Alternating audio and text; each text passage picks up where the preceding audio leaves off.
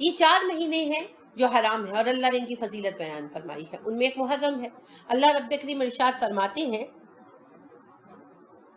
بے شک اللہ تعالیٰ کے نزدیک مہینوں کی گنتی 12 ہی ہے۔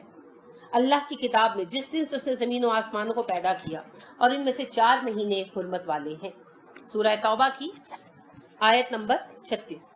ٹھیک ہے، تو اللہ رب کریم ارشاد فرماتے ہیں کہ 4 ہی مہینے حرمت والے ہیں، اور یہ 4 حرمت والے مہینے کون سے ہیں؟ ان کی وضاحت نبی کریم صلی اللہ علیہ وسلم نے فرمائی۔ آپ فرماتے ہیں سال میں 12 مہینے ہوتے ہیں، ان میں سے 4 حرمت والے ہیں، 3 مسلسل آتے ہیں، ذوالقعدہ، ذوالحجہ اور محرم، اور چوتھا رجب مضر ہے جو شعبان اور جمادی الاخری کے درمیان آتا ہے۔ یہ صحیح بخاری کی حدیث ہے اور اس کا نمبر 3197 ہے۔ صحیح مسلم کی بھی حدیث ہے اور اس کا نمبر 1679 ہے، 79۔ تو لہٰذا محرم جو ہے 3 مسلسل مہینوں میں سے آخری حرمت والا حرام مہینہ ہے۔ اس مہینے میں جنگ وغیرہ کرنا منع ہے۔ نبی کریم صلی اللہ علیہ وسلم نے محرم کو اللہ کا مہینہ قرار دیا۔ آپ نے فرمایا رمضان کے بعد افضل ترین روزے اللہ کے مہینے محرم کے ہیں۔ افضل الصیامی بعد رمضان شہر اللہ المحرم، رمضان کے بعد افضل ترین روزے اللہ کے مہینے کے ہیں جو کہ محرم ہے۔ یہ صحیح مسلم کی حدیث ہے اور اس کا نمبر 1163 ہے۔ تو محرم کے مہینے کی فضیلت ایک تو وہی ہے جو میں نے عرض کی ابھی کہ 4 مہینے ہیں جنہیں اللہ نے نام لے کر حرمت والا معزز قرار دیا، تو ان میں سے ایک محرم ہے، اور دوسرا محرم کے روزوں کی فضیلت رمضان کے بعد سب سے زیادہ رکھی گئی ہے۔ تو محرم میں کثرت کے ساتھ نفلی روزے رکھنے چاہیے جیسا کہ رسول اکرم صلی اللہ علیہ وسلم نے بتایا ہے۔ تو محرم میں کیا کرنا چاہیے؟ محرم میں روزے کثرت کے ساتھ رکھنے چاہیے جیسا ابھی حدیث بھی آپ نے سنی۔ پھر عاشورہ کے دن کا روزہ رکھنا چاہیے، اس سے گزشتہ سال کے گناہ معاف ہو جاتے ہیں۔ رسول اکرم صلی اللہ علیہ وآلہ وسلم نے فرمایا کہ عاشورہ کے دن کا جو روزہ رکھے گا احتساب کی نیت کے ساتھ، اللہ رب کریم 1 سال پچھلے گناہ اس کے معاف فرما دیں گے جو گناہ صغیرہ ہوتے ہیں۔ تو یہ صحیح مسلم کی حدیث ہے، اس کا نمبر 1162 ہے۔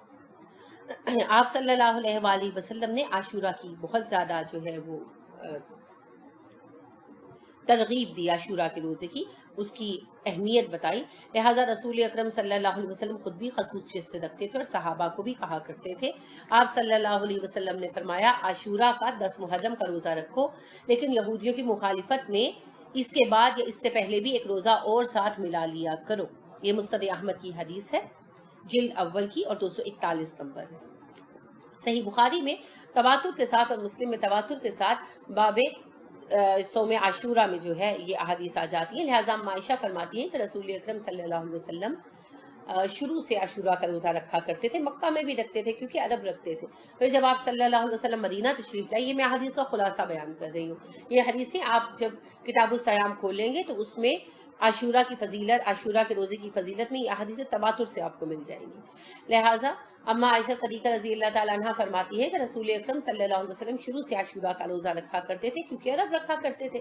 تو جب آپ مدینہ آئے تو مدینہ میں یہود بھی یہ روزہ رکھا کرتے تھے، تو آپ صلی اللہ علیہ وسلم کے سامنے جب اس کا تذکرہ ہوا تو آپ صلی اللہ علیہ وسلم نے کہا کہ عاشورہ کا روزہ رکھو، اس کی بہت فضیلت ہے، اس سے پچھلے 1 سال کے گناہ معاف ہو جاتے ہیں، اور یہود کی مخالفت میں عاشورہ سے 1 دن پہلے یہ بات کا روزہ ساتھ ملا لیا کرو، یعنی 9 یا 10 کا رکھ لیا کرو، یا پھر 10 اور 11 کا رکھ لیا کرو کہ یہود کی مخالفت تو مشابہت نہ ہو۔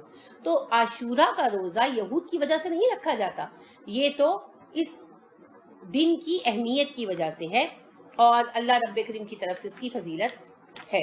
ٹھیک ہے، اس فضیلت کی بنا پر جو رسول اکرم صلی اللہ علیہ وسلم نے بیان کی کہ عاشورہ کا روزہ رکھنے سے پچھلے 1 سال کے گناہ معاف ہو جاتے ہیں، اس دن کا روزہ رکھنے کی آپ نے ترغیب دلائی ہے۔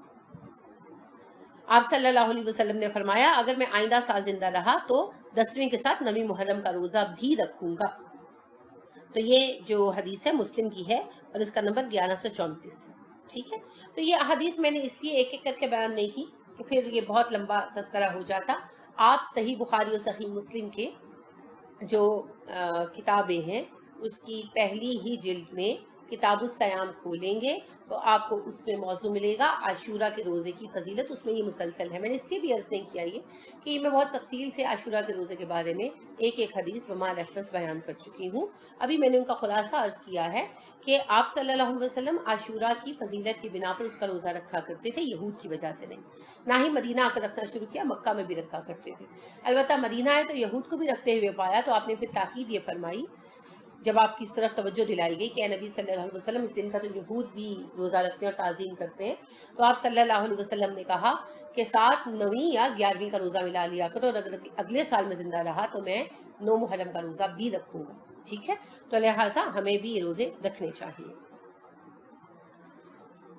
اب دیکھیے کہ یہ ہیں محرم کے خصوصی اعمال، اس کے علاوہ جو بھی آپ نیکی کریں، کیونکہ ان مہینوں میں نیکی کا اجر بڑھ جاتا ہے اور گناہ کا عذاب بھی بڑھ جاتا ہے۔ اللہ رب کریم نے ہمیں حکم دیا ہے ان مہینوں میں اپنے نفسوں پر ظلم نہ کیا کرو۔ یہ سورہ توبہ ہی کی آیت ہے 36ویں، جو پیچھے میں نے پڑھی، اسی کا اگلا حصہ ہے۔ تو بات یہ ہے کہ اللہ رب کریم نے کہا یہ ویسے تو کبھی بھی گناہ مت کرو، مگر ان مہینوں میں خصوصیت سے گناہ سے بچو، کیونکہ گناہوں کا عذاب جو ہے وہ بڑھ جاتا ہے۔ تو لہٰذا ان مہینوں میں کیا کرنا چاہیے؟ گناہ سے پرہیز کریں، ٹھیک ہے؟ اللہ کی نافرمانی سے بچیں، اللہ کی رضا کے کام کریں، قرآن پاک پڑھیں، نفل نماز پڑھیں، اور روزے خصوصیت سے محرم میں رکھیں، کیونکہ محرم کے روزے رمضان کے بعد سب سے افضل روزے ہیں۔ اذکار کریں، خیرات کریں، صدقات کریں، ٹھیک ہو گیا؟